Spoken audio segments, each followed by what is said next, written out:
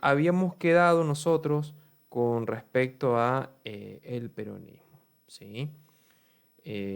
Nosotros habíamos visto las características y orígenes del peronismo y sus, bueno, aspectos más que nada, proyectos, propuestas políticas y, digamos, íbamos a adentrarnos en lo que son las propuestas pedagógicas, ¿sí? Em, con respecto a lo que es las primeras características del peronismo, ¿qué podíamos mencionar nosotros si tuviéramos que decir qué era el peronismo hasta lo que vimos?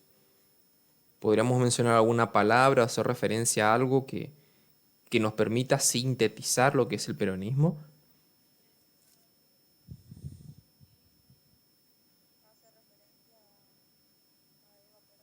Bien, Eva Perón.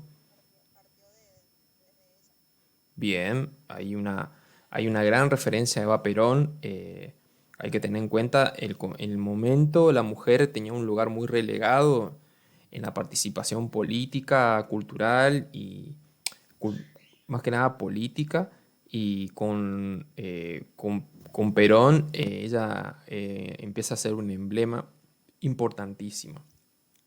¿Qué otra cosa generó un cambio o digamos, produjo algún tipo de, eh, eh, podríamos decir, suceso, proceso que llevó eh, a una, digamos, invita a una especie de, nos da la pauta de que hay cosas que dejaron de ser lo que eran.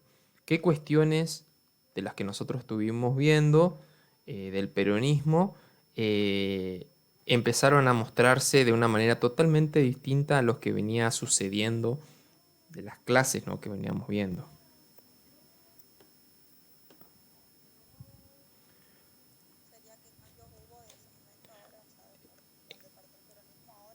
Diríamos de donde empezamos a ver el origen de la educación, o si ustedes quieren ir un poco más atrás, a la llegada al peronismo. Desde ahí sería. O sea, de más atrás al peronismo.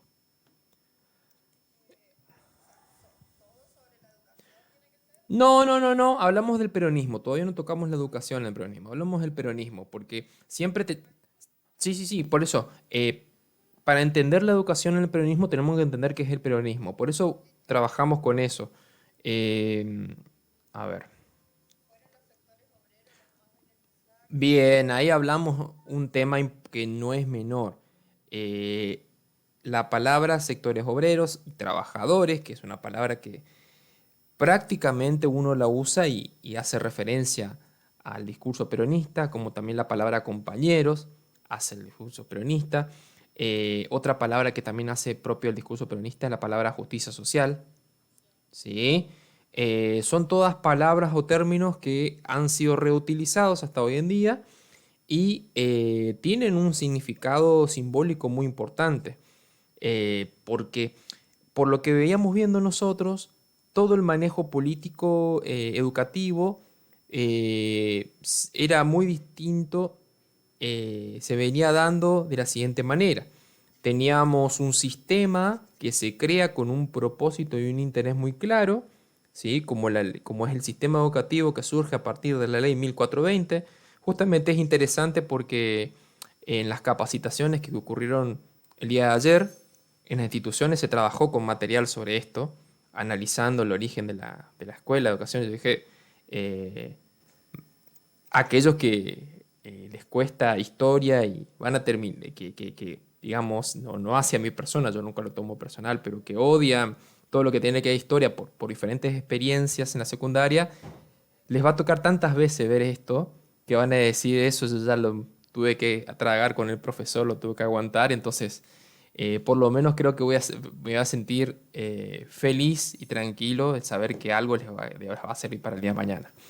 Bien, entonces las características del sistema nos daban dos posibilidades. Aquellos que podían estudiar y aquellos que estaban excluidos del sistema, ¿no? Sabíamos que el sistema apuntaba a ciertos sectores y a otros sectores no. Ahora, cuando aparecen los gobiernos militares, sabemos de que el sistema se vuelca y se cierra un poco más, se vuelve más exclusivo y apunta hacia, dijimos, la educación privada, que es la educación católica, religiosa, se apunta a otros contenidos, los contenidos más basados en la formación moral, y cuando nuevamente surge y aparece el peronismo, después de todo esta, de las diferentes movidas y características, aparece nuevamente la posibilidad de que ingresen aquellos sectores que venían siendo excluidos desde el inicio del sistema educativo, ¿no? Entonces, es bueno también entender cómo se va proyectando eh, aquellos que van a ser, digamos, la dimensión de la escolarización. Escolarizados, cuando hablamos de escolarizados, y la palabra escolarizados hace referencia a una trampa. Cuando hablamos de escolarizados, ¿a qué asocian ustedes la palabra escolarizado? ¿Qué decimos cuando hablamos de alguien que está escolarizado? Exactamente, que fue a la escuela. Ahora, que tuvo una educación es la trampa de escolarizado. Se supone que una persona que pasó por la escuela es escolarizada. Ahora, que tuvo educación se desprende de que fue escolarizado. Es decir, voy a dar un ejemplo. Se supone que todos nosotros, por obligación, por una ley que lo establece, tenemos que educarnos, porque la educación ahora es obligatoria, antes no lo era, y ser escolarizados. Ahora, la duda consiste en si al pasar por la escuela hemos aprendido algo, hemos sido educados, ¿sí? Porque a veces uno va por diferentes instancias educativas y no aprende algo, ¿sí? Entonces ahí está la cuestión. La escolarización durante mucho tiempo se toma como sinónimo de educación, mucho tiempo, hasta la actualidad. O dígame que no se sigue pensando todavía de que uno no puede aprender fuera del aula, no puede aprender fuera de las cuatro paredes. Hoy se sigue pensando que la educación está solamente con la presencia del docente y los chicos no pueden aprender por iniciativa propia, ¿no? Sigue existiendo esa idea fuerte.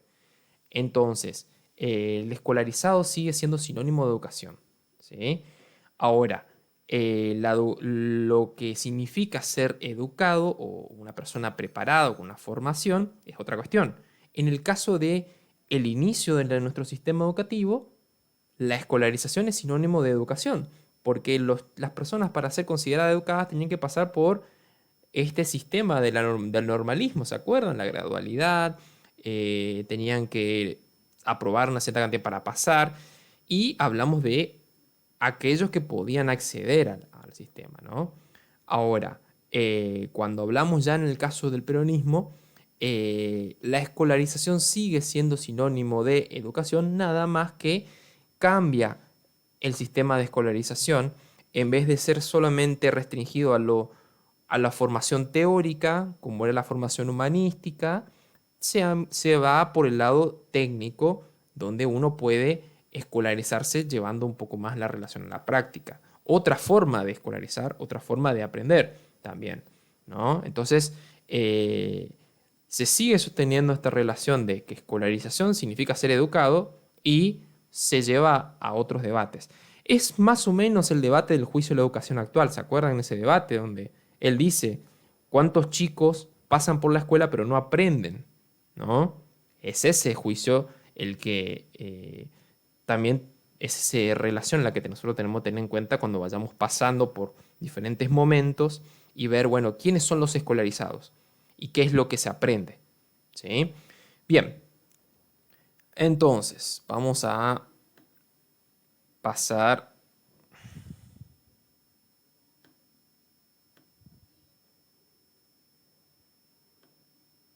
Bien. ¿Se ve la pantalla? Consulto. Bien. Buenas tardes. ¿Qué tal? Bien, nosotros, a modo de resumen o síntesis, como prefieran, vamos a pasar nuevamente. Habíamos hablado del arribo al poder de Juan Domingo Perón a través de un golpe de Estado militar. Nunca hay que olvidar que él fue militar y tampoco la formación que él tuvo en la formación militar italiana con Mussolini, ¿sí? Una formación en la cual toda formación italiana tiene características militares, sobre todo, tienen características de obediencia y respeto a la jerarquía. Eso es una característica muy común. Pero el grupo en el que él llega al poder, lo digo así sintético, como para no perder el hilo, es un grupo en el cual buscaba hacer un cambio dentro del ejército eh, y lo que intentaban es lograr que los integrantes del ejército no se involucraran más en cuestiones políticas, sino que se dedicaran más que nada a lo que es a la formación militar, ¿no? Al profesionalismo, digamos. Entonces, Juan Domingo Perón, que va teniendo un lugar distinto, primero desde lo que tiene que ver con la relación del Ministerio de Trabajo, después se le designa por diferentes problemas internos como vicepresidente, tiene acceso a una zona candente, que es la zona en la cual durante mucho tiempo estuvo ausente el Estado y muchos sectores, los más abandonados, los trabajadores, ¿no? Van a ver beneficios que se van a ir dando con su asunción al poder. Este apoyo va a generar un apoyo de estos sectores excluidos, los cabecitas negras, que dijimos, la palabra o término cabecitas negras se refiere a personas que por su tono de piel o su tez de piel eran la mayoría provenientes del interior. Hay un movimiento importante de gente que va a la ciudad, a Buenos Aires, para tratar de conseguir mejores condiciones. Y al ser una amenaza, en algún momento lo ponen preso, lo intentan liberar. Hay toda una movida importante. Yo tengo un video sobre el 17 de octubre que lo puedo subir si a ustedes les interesa ver, dimensionar esto como una forma como un complemento personal más que nada. Y este sector pide su liberación. Con el estupor o miedo de todos los sectores de la clase media alta, que hablamos de la Casa de Gobierno, una zona, perdón, el hospital y cerca de la Casa de Gobierno, una zona céntrica, una zona muy, muy cara, importante, donde las clases altas se sorprendían cómo esta cantidad de personas, las masas, ¿sí? Las masas, la cantidad de personas acumuladas y que iban en movimiento por voluntad propia, sin que nadie las guíe, llegaban en diferentes medios de transporte, no propios, sino de otros, para poder llegar allí.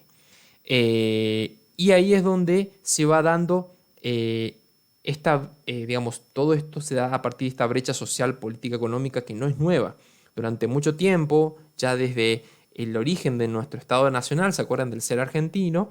Eh, los inmigrantes que van llegando buscan oportunidades de trabajo, pero nunca le dan posibilidades sociales y económicas. Solamente se le ofrece un trabajo, pero no algo que les permita vivir en mejores condiciones que las que venían teniendo en Europa. Y esto va a generar una gran división social y política porque estos cabecitas negras, que después van a pasar a ser denominados descamisados, por un término que va a usar mucho Eva Perón, eh, van a automáticamente sentirse identificados con el peronismo por sus logros, por sus cambios y su apoyo, y todos aquellos que no cumplen estas características, de haber pasado por, digamos, de haber trabajado o de haber sido beneficiados por el peronismo o no coincidir con los ideales del peronismo, van a ser pasados a llamar antiperonistas. Esto va a ser una división importante que, fíjense lo interesante que dura hasta la actualidad. Kirchneristas, antikirchneristas, es algo que se sigue marcando con los mismos elementos, ¿sí? El ser peronista, dijimos, implica que es una persona que trabaje con quien trabaje, los beneficios que recibe el trabajador vienen de Juan Domingo Perón, aquel que apoya la industria nacional, que dijimos que antes estaba a manos extranjeras, alguien que apoya la defensa de la soberanía nacional, es decir, evitar que estas empresas extranjeras tengan control sobre territorios y dominios que son del Estado nacional, y sobre todo aquellos que apoyan que el Estado se encargue del bienestar del pueblo. En este sentido, hay mucho mucha desinformación y mucha manipulación, porque no sé si ustedes habrán visto, a veces aparecen algunas imágenes donde se trabaja lo que significa la igualdad, lo que significa la equidad, ¿no? Y lo que se llama justicia, que es el otro término. Que no es casual que aparezca la palabra justicia porque es un término peronista. La igualdad, no sé si ustedes llegaron a ver, hay unos dibujos en los que aparecen unas personas sentadas paradas sobre cajones, creo que son una persona más grande y otros de diferente estatura, que tratan de ver un partido y cuando se habla de igualdad es como que todos estén parados sobre el suelo y no se busque eh, darles la posibilidad de que los otros puedan mirar a la misma altura el partido, ¿no? Cuando se habla de equidad, significa darle un cajón proporcional a la altura de cada uno para que pueda estar a la misma altura que aquel que puede ver. Y justicia habla del hecho de que es algo más, digamos, más acorde con la condición de cada uno. Bien, esto toma un tema que es importante entenderlo porque va a pasar en la educación del peronismo y actualmente pasa todavía. Cuando hablamos de igualdad, la igualdad significa qué costo, qué tipo de igualdad hablamos. Hablamos de una igualdad social, hablamos de una igualdad política, hablamos de una igualdad económica, porque biológicamente, por todas nuestras características, y no me refiero a la cuestión de género, sino me refiero a capacidades que podemos tener anatómicamente y nuestro color de cabello y nuestro color de piel a ver, vuelvo a decir, no voy por una cuestión étnica, sino me refiero por las características físicas nuestras, no somos iguales. Entonces, iguales de allí no podemos ser.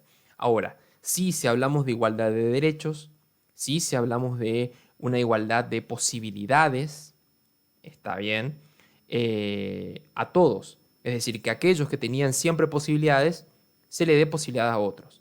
Claramente acá entran otras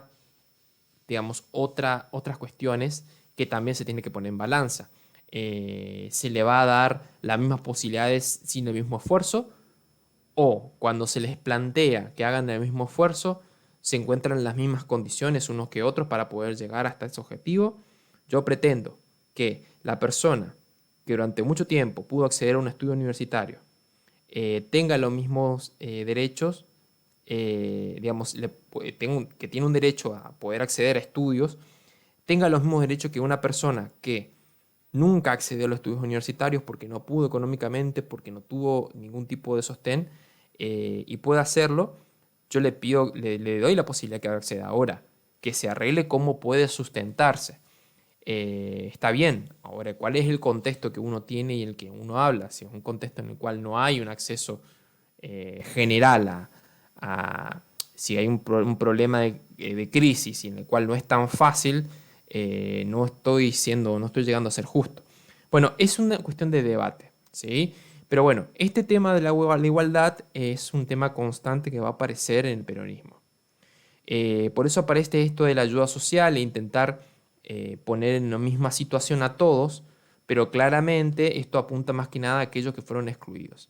Y sobre todo habíamos hablado del apoyo de la iglesia, que tiene muy buena relación con Perón, porque él era un católico bastante dedicado y era militar y católico, el apoyo del ejército y de los trabajadores. Este trípode, este triángulo es un elemento que tenemos que tener en cuenta.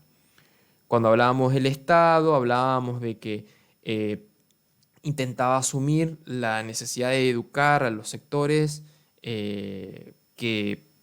digamos, retomar el legado de Sarmiento, buscaba una manera de poder llegar a los sectores que durante mucho tiempo no habían sido incluidos dentro del sistema de esta escolarización, ¿no? Que habíamos dicho.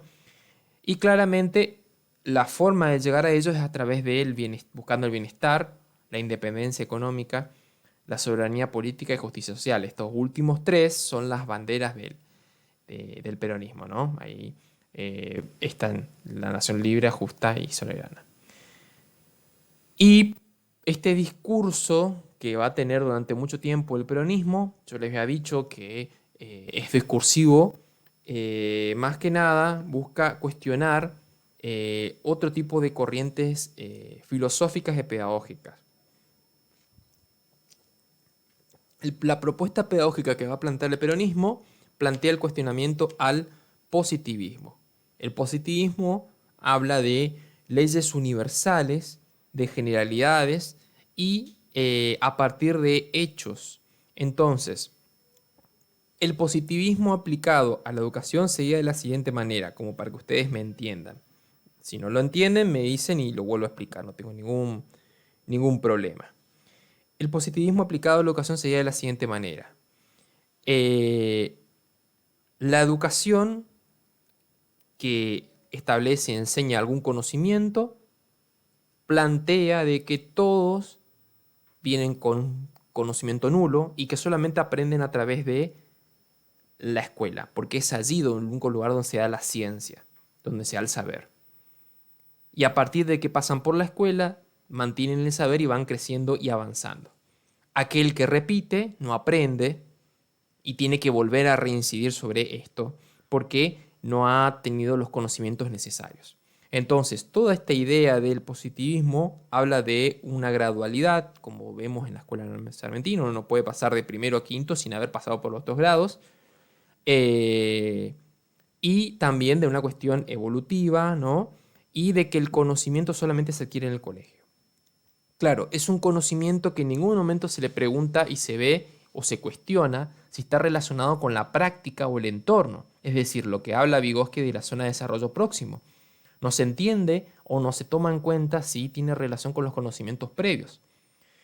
Es por eso que el peronismo, no tanto preocupado por la cuestión pedagógica, hay que hacer esta aclaración, sino más preocupado por llegar a este sector que lo apoya, sector trabajador, va a buscar una vuelta en el sistema educativo para poder proporcionarle herramientas a estos trabajadores. ¿Se entiende? Entonces es por esto que ellos creen o sostienen que el positivismo, o como viene siendo el normalismo, no presta atención a cómo se desenvuelve la personalidad. Nosotros vimos como en la ley que hemos analizado, la ley 1420, no hay una preocupación por cómo es el desarrollo de otras habilidades, más que de los conocimientos básicos que consideran como filosofía, ciencias en general, pero no un desarrollo de otros conocimientos. Es muy teórico y no tiene conexión con la realidad de cada individuo. Lo que va a buscar justamente el peronismo al asumir la educación de las masas, como él llama, es una formación integral, a diferencia de que no llega a completar el positivismo. No solamente intelectual y física, sino también moral. Y yo les comentaba, siempre lo voy a hacer, que la educación moral está muy relacionado con la formación religiosa. Por eso es importante que no se olviden de eso porque es una constante en los gobiernos militares. A todo esto, esta formación o propuesta viene a partir de la reforma de Arizaga y que vamos a ver ahora justamente, y la creación de esta Dirección General de Instrucción Religiosa. Bien, hasta ahí se entendió más o menos lo que habíamos visto. ¿Hay algo que quieran preguntarme antes de avanzar?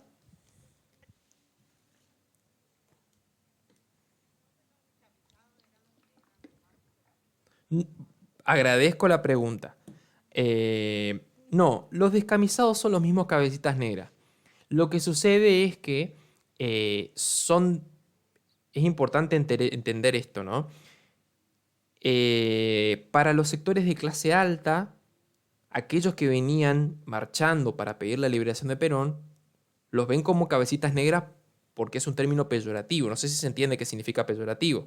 Peyorativo es un término agresivo, ¿no? Adjetivar a alguien, calificar a alguien según, obviamente exagerando cosas que a uno le parece que son repulsivas. Entonces, en este caso, los sectores de clase alta o no peronistas califican que los que apoyan a Perón son personas negras, tez morocha, diría un término que me parece que me gusta usarlo porque creo que lleva a replantearnos por qué usamos el término que se usa a veces acá, ñeri, ¿no? Que no sé de dónde ha venido, pero se usa bastante. Ese término, una persona que tiene aspectos propios de que no es una clase alta, sino una persona que se ha dedicado al trabajo durante mucho tiempo, de sol a sol, y que claramente no tiene los mismos aspectos que alguien que es de clase alta. Ahora, el giro que le da al peronismo, y Eva Perón dice, no toca la cuestión de piel, sí toca la cuestión de vestimenta. Entonces los llama descamisados, porque los que usan camisa, ¿a qué actividad se dedican?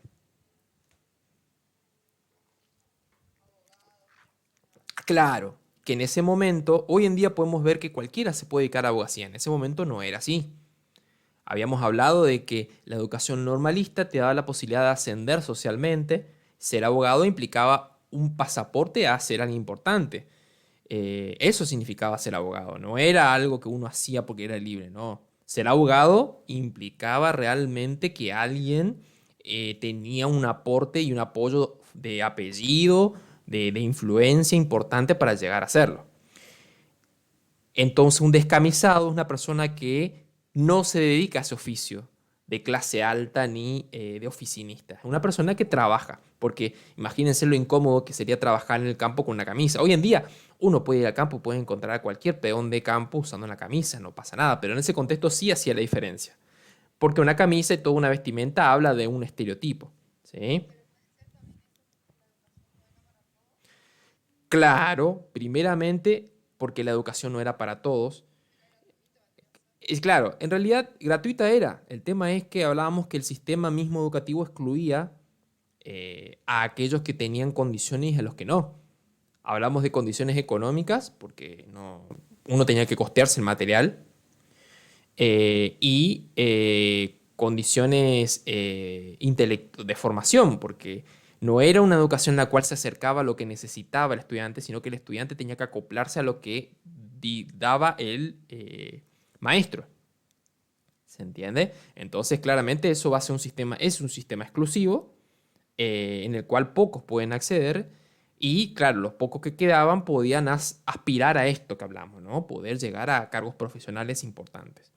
Entonces, el término descamisados es un término que hace referencia a esto, a aquellos mismos que van y apoyan a Perón, pero que no van, no aspiran ni les interesa aspirar a un cargo funcional de funcionario ni cargo oficinista, porque el cargo oficinista, y ahí está la contraparte, son las personas que son de clase alta, que no les interesa la sociedad, son personas frías, frívolas, no les interesa mantener una relación con la realidad. Entonces siempre Perón va a aparecer en propagandas relacionado con el contacto con los sectores más humildes, Eva Perón también, más allá de que Eva Perón lo sienta o no, es algo que se sigue haciendo hoy en día. Uno miraba la campaña de Capitanich como intendente y él aparecía recogiendo, acá en la ciudad de Resistencia, recogiendo, levantando gran parte de los basurales, el vestido como persona de la municipalidad. Eso no es casualidad, eso es un trabajo que se ha hecho simbólico desde el peronismo, ¿no? Desde hace mucho tiempo. Entonces es importante siempre tener esto en cuenta. Bien, no sé si respondí tu pregunta, Oviedo, o te lo explico de nuevo, no tengo problema. Bien, bien, bien. Vamos de nuevo, no hay problema. Bien, entonces la propuesta educativa aparte de la reforma de Arizaga. Arizaga planteaba que era importante la formación profesional.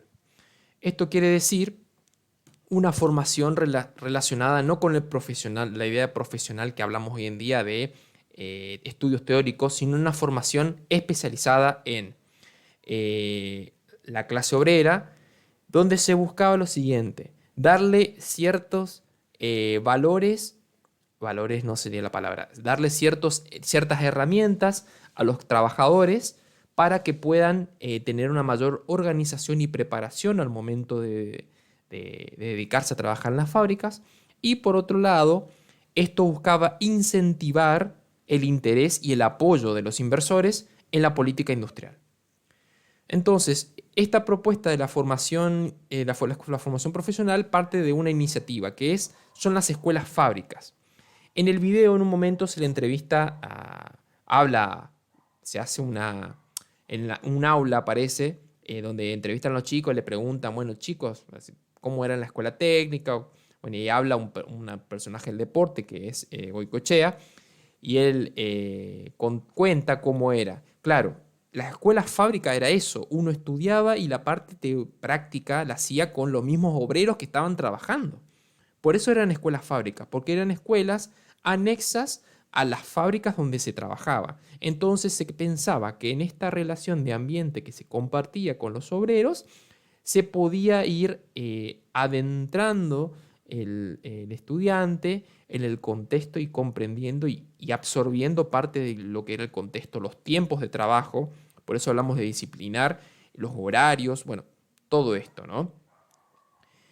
Claro, Arezaga también, y ya tiempo después, al ver que esta idea de las escuelas fábricas, que hoy llamaríamos escuelas técnicas, ¿sí? Ya no son escuelas fábricas, porque no, la fábrica no funciona en la escuela, pero hoy en día las llamamos así, escuelas técnicas. Al ver que este paso tiene mucho apoyo, sobre todo de los hijos de obreros y obreros que estudian, ¿por qué no dar un nivel no dar un nivel superior de formación profesional? Allí es donde viene la creación de la Universidad Obrera Nacional, ¿sí? Las propagandas y difusiones para el peronismo fueron un antes y después en la política misma, porque tenían incluso un departamento de control de lo que es un ministerio donde se controlaba la difusión y la propaganda, donde el aporte, la inversión que se hacía del Estado en la propaganda era increíble.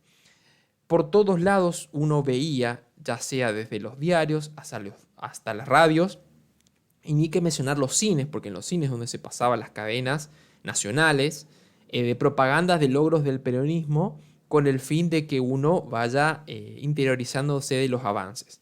Y lo que se difunde constantemente es esta propuesta, la educación en fábricas, la formación, personas que dignifican a los obreros. Esa es la parte más importante. La dignificación del sector obrero, ya no visto como alguien quien trabajaba con manos era visto como alguien tosco que no sabía, ¿no? ¿Se acuerdan que habíamos visto eso?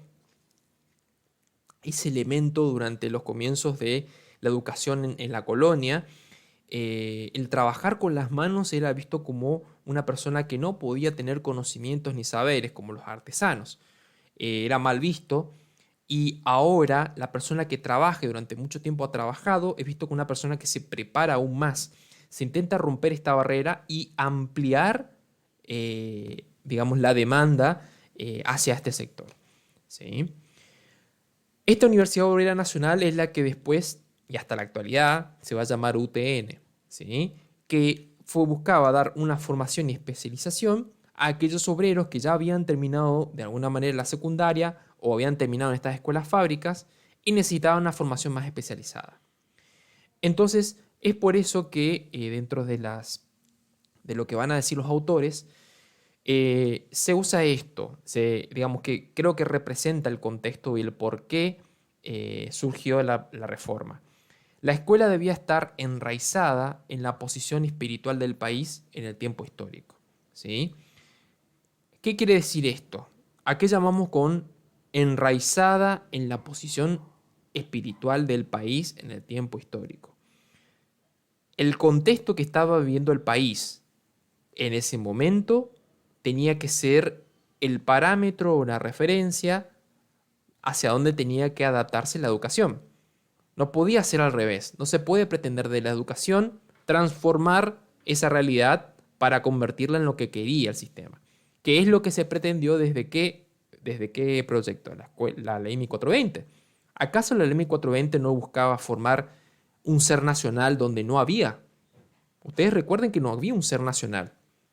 Y se intenta imponer desde la misma educación, ¿no?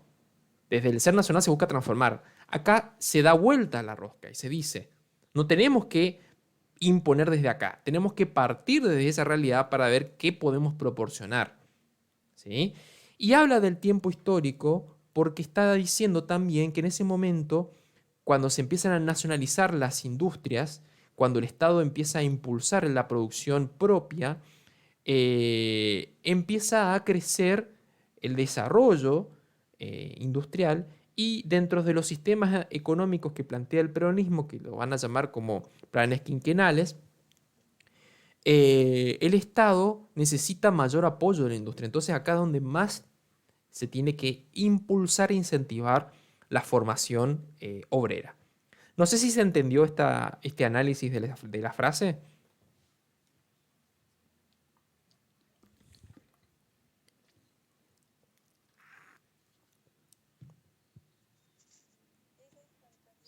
¿Se entendió? Bien.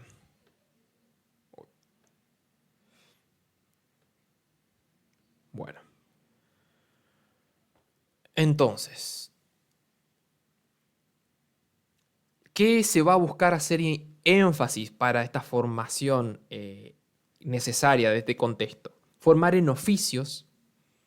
¿Qué significa? Dijimos, formar en oficios relacionados con la metalurgia, puede ser lo que tiene que ver con la parte de electricidad, carpintería. Eh, Se busca que todas aquellas personas que asisten a las escuelas fábricas tengan la misma vestimenta. Fíjense que esto no es casual. ¿Por qué se puede buscar que todas las personas que asisten a la escuela fábrica tengan una vestimenta y sea la misma? Porque se busca, ahí vamos al término, igualdad. El término igualdad acá se está queriendo significar en el que todos tienen que estar en la misma condición. En la misma, digamos, con la misma vestimenta y se considera de que todos tienen que estar vestidos, digamos, deben estar insertos en el sistema en la misma situación, la misma condición. Que si lo tomamos desde ese punto de vista, desde la vestimenta, todos aquellos que asistían a la escuela normalista debían llevar ¿qué tipo de vestimenta?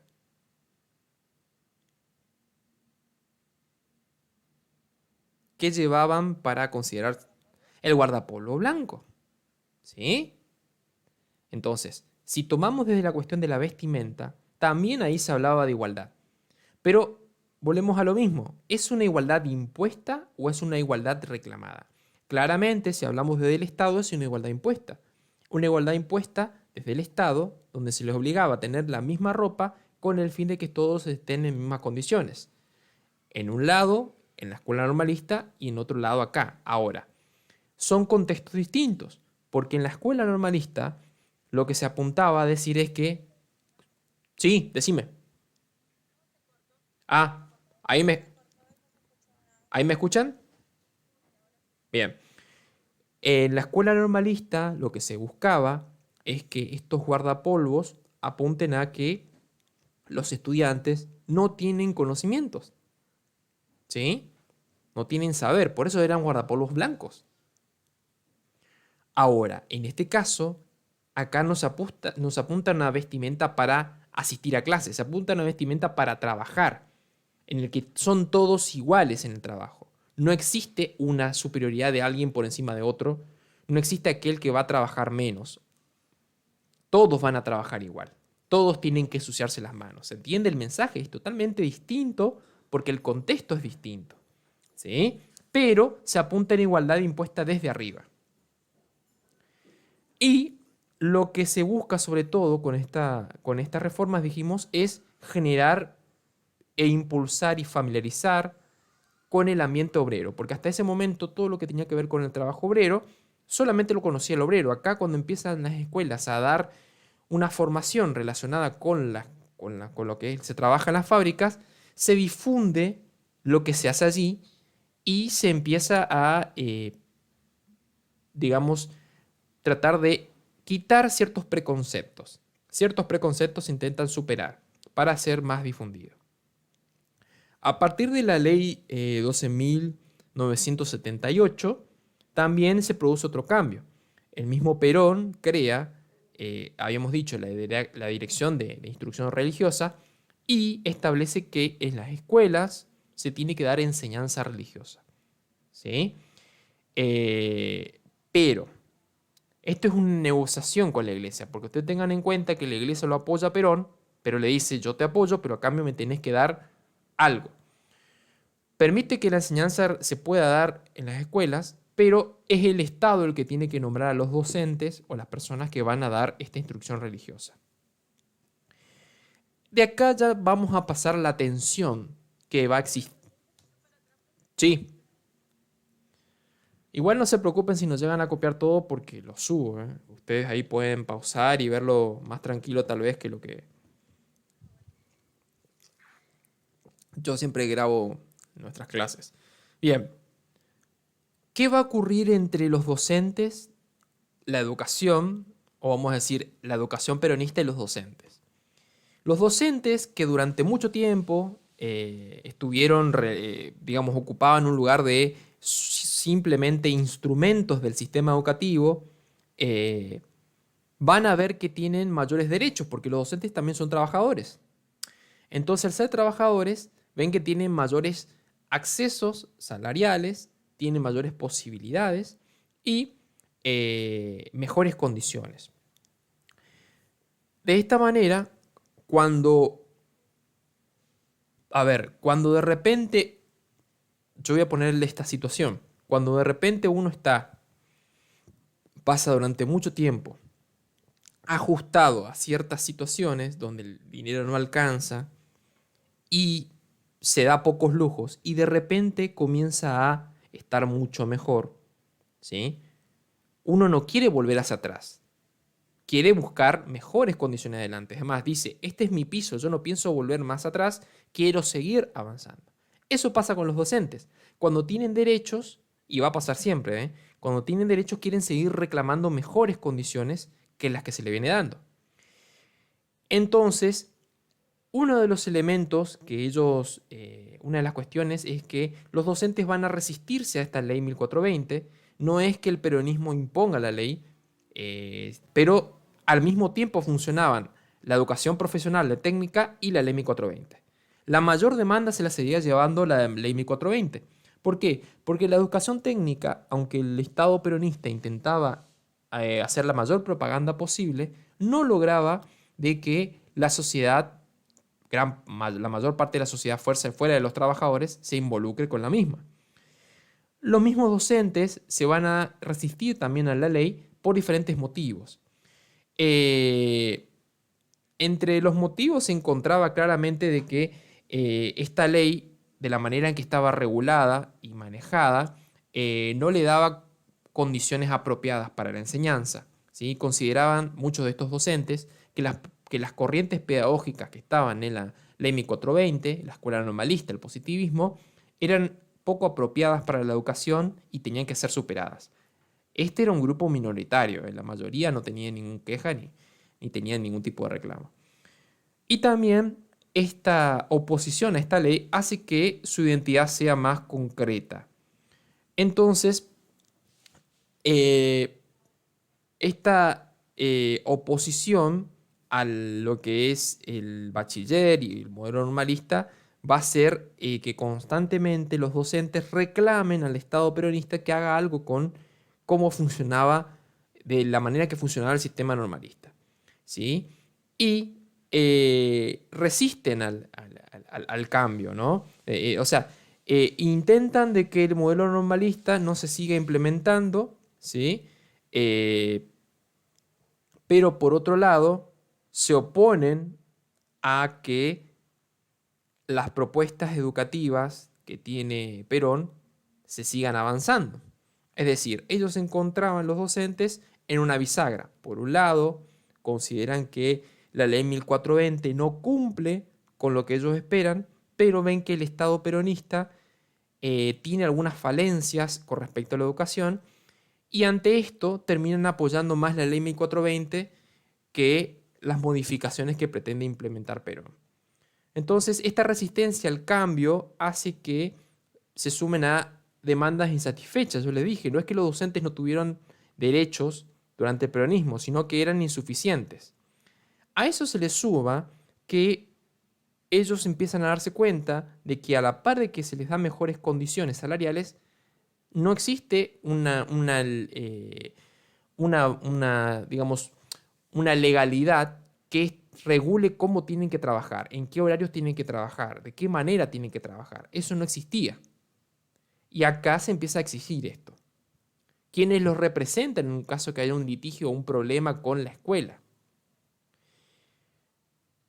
También existe otro conflicto. Se crea un gremio para los docentes que se llama la Unión de Docentes Argentinos, UDA, que hasta la actualidad existe. Es el primer gremio docente que se crea, pero tiene una contraparte. Se crea desde el Estado. y al quedarse desde el Estado, todos los funcionarios del gremio responden al Estado. Entonces no era un gremio que defendía los intereses de los docentes, así lo entienden ellos, sino que defendía los intereses del Estado. ¿Sí? Entonces, sí, María, a ver, no me aparecen solicitudes, che. A ver, a ver, a ver, a ver. Voy a enviarle una nueva solicitud. Entonces.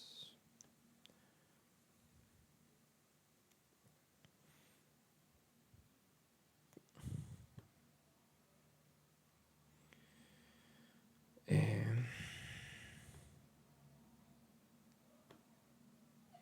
¿Saben ustedes el correo de ella? ¿Alguna tiene? ¿No? Bueno, yo le voy a pasar otra vez el link acá. A ver. Ruiz sería, ¿verdad? Bien.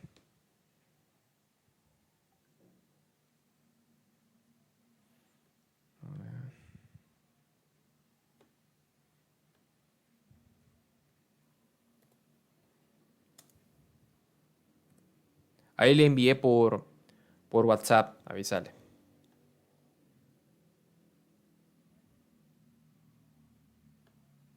Que no se preocupe si no puede llegar a conectarse porque yo estoy grabando. ¿Sí?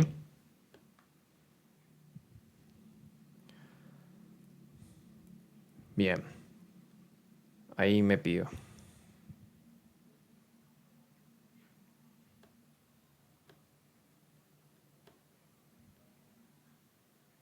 Ahí estamos. Bien. Entonces,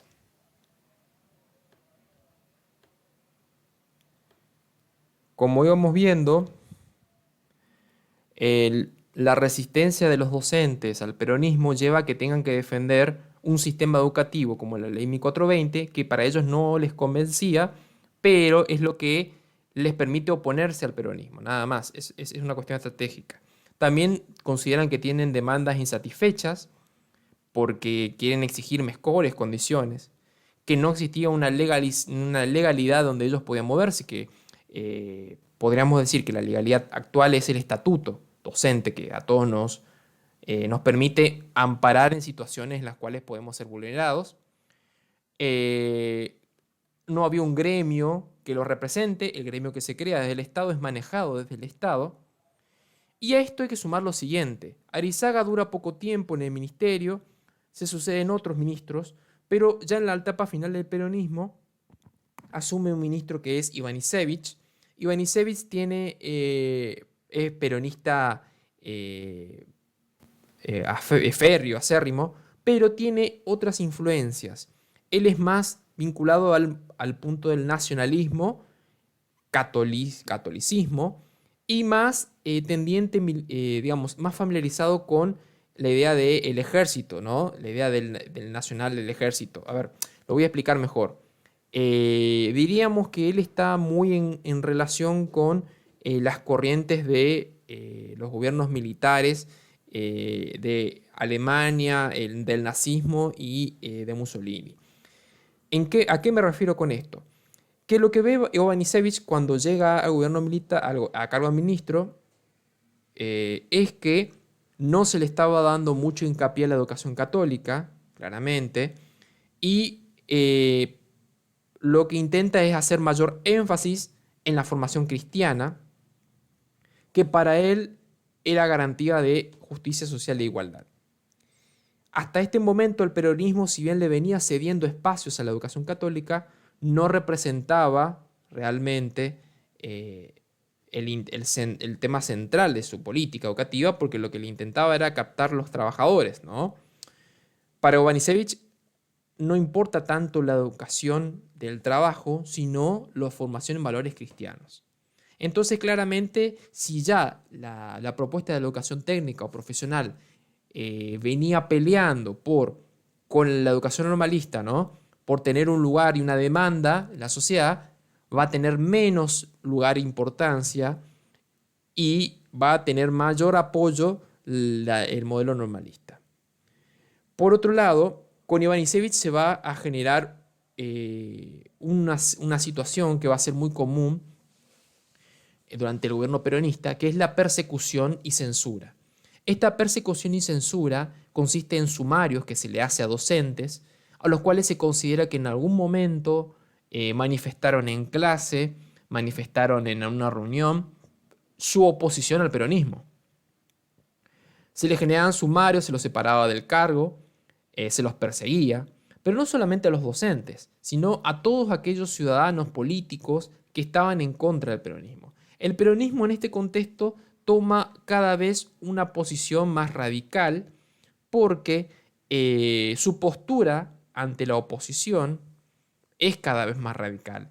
La puja ya el peronismo no se sustenta solo con el apoyo de los trabajadores. Ahora tiene que tratar de seguir teniendo un apoyo de la iglesia que le estaba quitando y del ejército que no veía de buena manera que se maneje a esta cantidad de población que lograba, a la que lograba llegar el peronismo, le parecía que era un peligro, ¿no? Entonces esta persecución y censura que Ivanišević lo va a hacer es con, es con la autorización del mismo Juan Domingo Perón, pero van a ser constantes. Esto es una característica muy común durante el peronismo en todos los establecimientos educativos.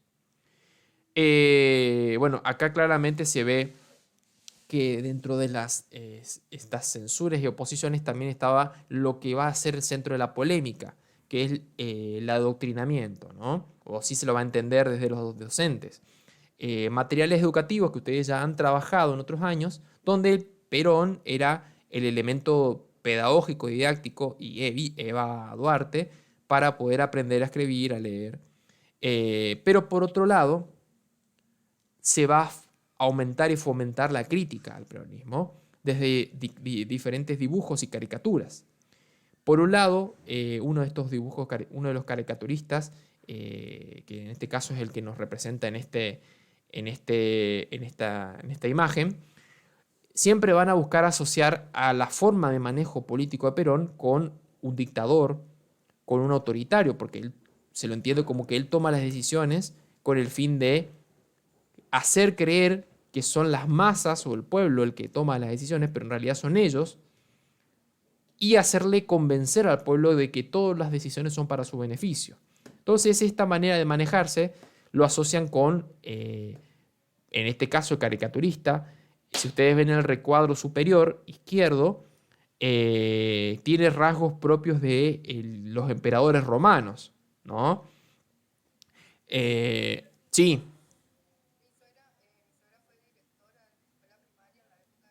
Ajá, en la provincia de acá, en esta provincia, bien.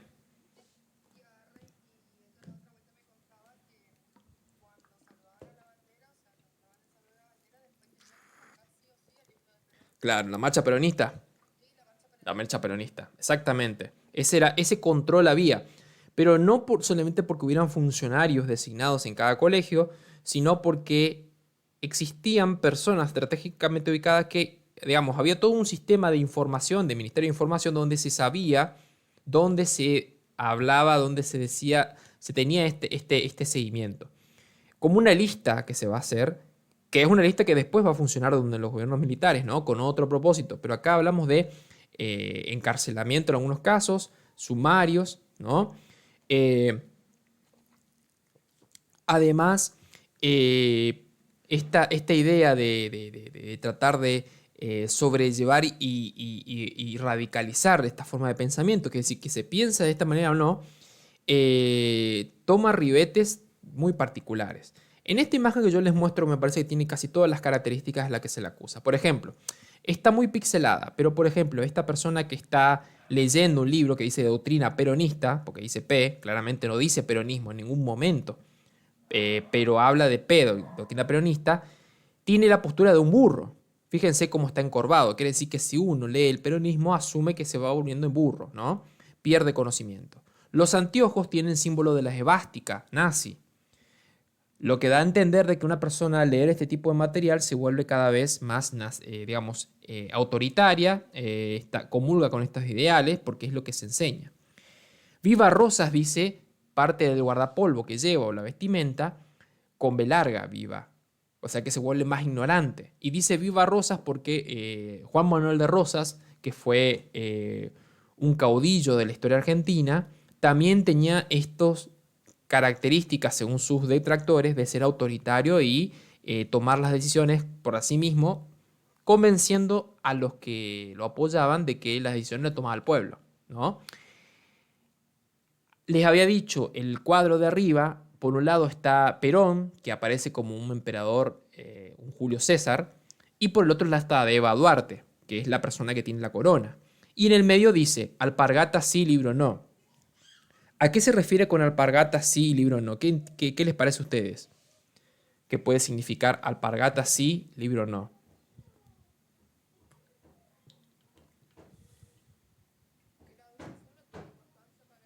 Claro, esa es la imagen que él intenta transmitir el caricaturista.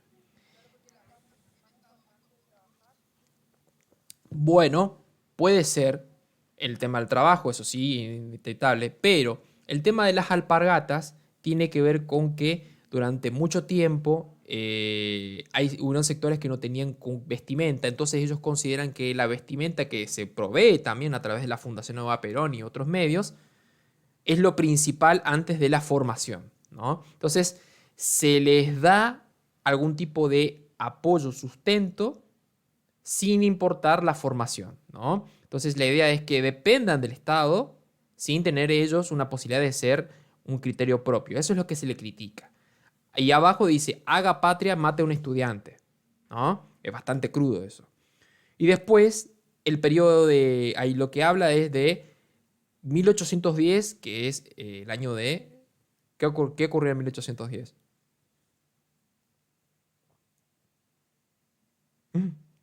¿Qué ocurrió en 1810?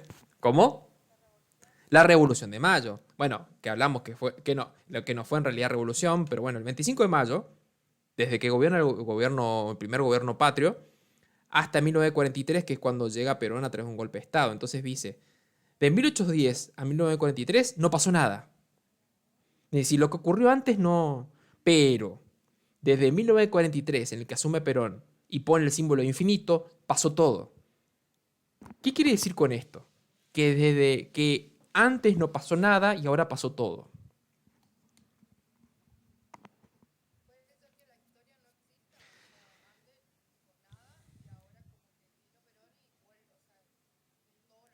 Exactamente. Y ustedes analicen esto en la propaganda kirchneristas, donde antes no había nada, todos siempre los mismos. Y no voy a decir kirchnerista, voy a decir cualquier partido político.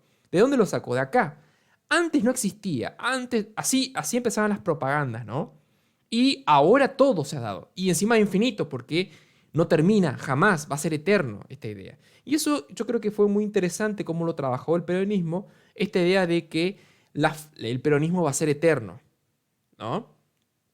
Y claro, y acá está una frases constantes que se van a repetir. Dios crea, Perón cumple y evita y dignifica, ¿no? Perón era el que llevaba adelante las obras y Eva, su compañera espiritual se la llamaba, es la que le da dignidad a esto, ¿no? Bueno, estas caricaturas van a ser constantes de crítica a Perón y también las que van a defender al peronismo, ¿no? Va a ser una constante situación. Bueno, hablamos de sumarios y desplazamientos de cargos, habíamos dicho, y a lo último, digamos, ya llegando a 1955, se van a producir una serie de hechos, principalmente el ejército que cada vez veía con mayor peligro cómo Eva Perón tenía influencias sobre Perón. Ella era una mujer y logró cosas que las mujeres hasta ese momento no se le tenía permitido. Una de ellas es lograr el voto femenino. Otra, las cosas en las cuales ven con peligro al peronismo desde el sector militar es porque empiezan a surgir escándalos, sobre todo del hermano de Eva Perón, quien estuvo involucrado en situaciones bastante poco claras de malversación de fondos. Algo que seguramente tiene que haber existido no solamente con él, sino con otros más. Y desde el punto de vista de la iglesia, cuando fallece Eva Perón, que fue un hecho bastante, que fue un, digamos, fue un antes y un después en realidad, en la política, porque en la sociedad también, porque el funeral y lo que sucedió después llevó a que la sociedad tenga que estar aún más posicionada en esto de peronista y antiperonista, ¿no? Se obligaba en todas las escuelas tener que, en un determinado horario, rezar al cuadro de Eva Perón, y Eva Perón era considerada como la guardiana espiritual, ya no estaba en vida, pero la guardiana con su espíritu estaba todavía ahí luchando por el bienestar. Entonces, esto a la iglesia claramente no le gustó. Sobre todo que le habían quitado la posibilidad de designar a los docentes que iban a dar la instrucción religiosa. ¿Sí? ¿Cómo? ¿Qué cosa? Y de mentirle.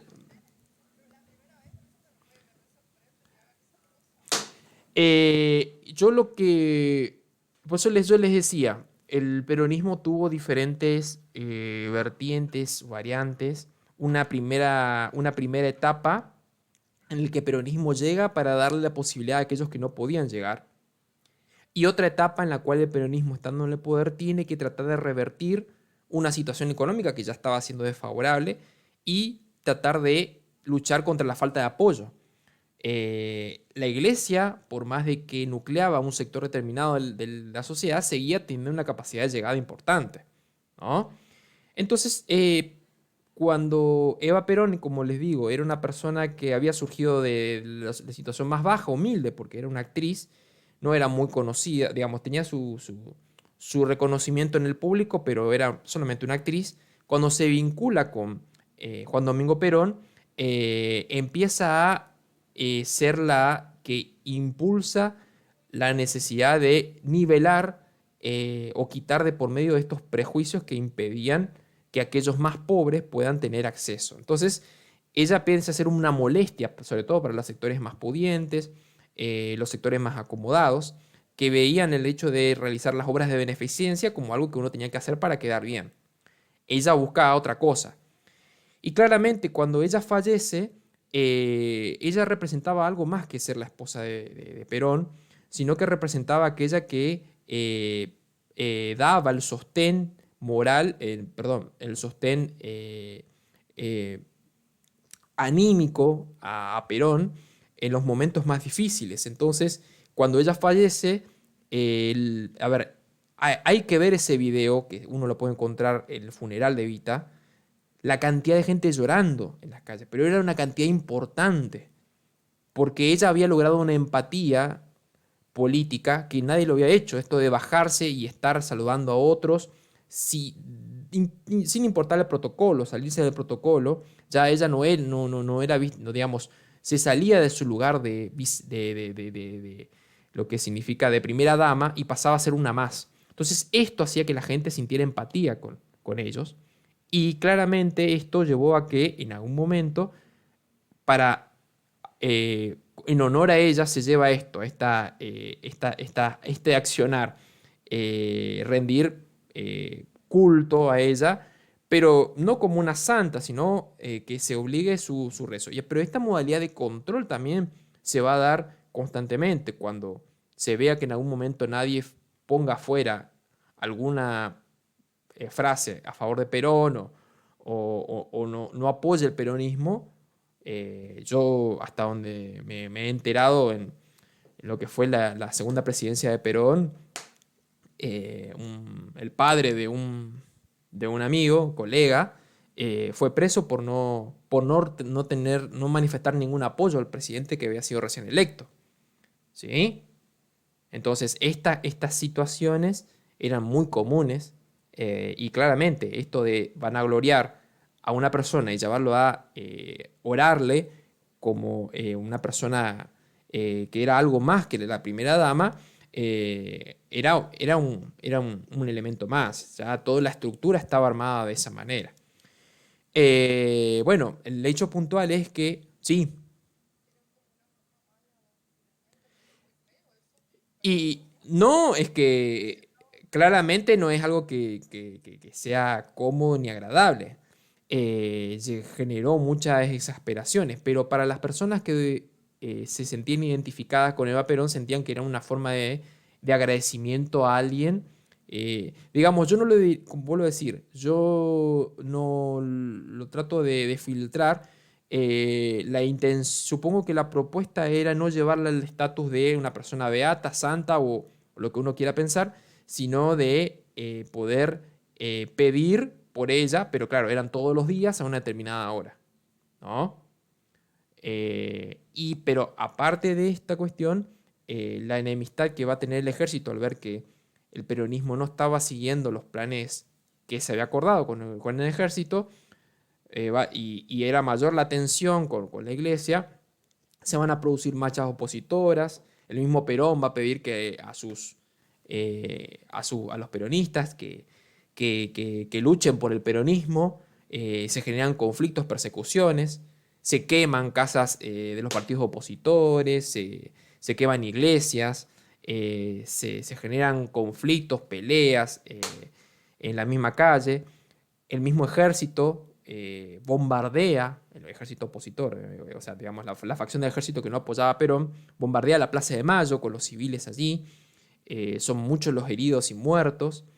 Y esto hace que Perón, al ver esto, tenga que renunciar y huir, ¿no? En un barco que va a estar en el exilio hasta su retorno, ya previo al último golpe militar. Sobre esto hay un documental que sirve mucho, pero yo se los puedo pasar si a ustedes les interesa contextualizar. Lo puedo dejar como optativo, y ustedes lo miran si les interesa saber un poco más. Pero bueno, es mi obligación como docente de que ustedes sepan el contexto, porque no podemos entender la educación peronista sin entender el contexto, que eso es lo que yo siempre les digo.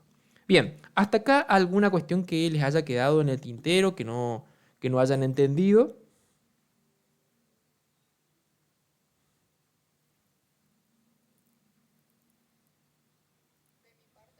¿No? Bien, bien, bien.